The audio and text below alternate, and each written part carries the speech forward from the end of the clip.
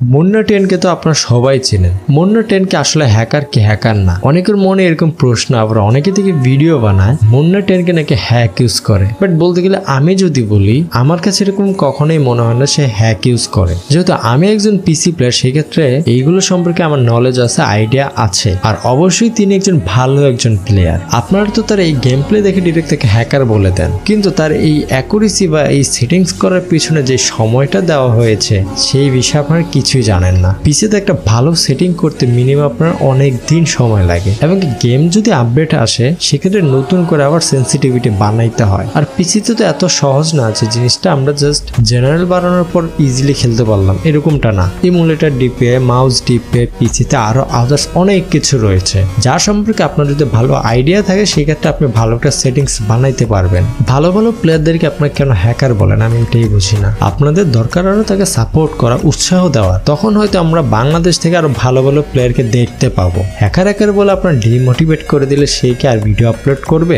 বা সে এই কমিউনিটিতেই থাকতেই যাবে না। চেষ্টা করবে সাপোর্ট করার জন্য, ভালোবাসা দেখানোর জন্য। দিন শেষে সে আমাদের বাংলাদেশে একজন লেজেন্ডারি প্লেয়ার।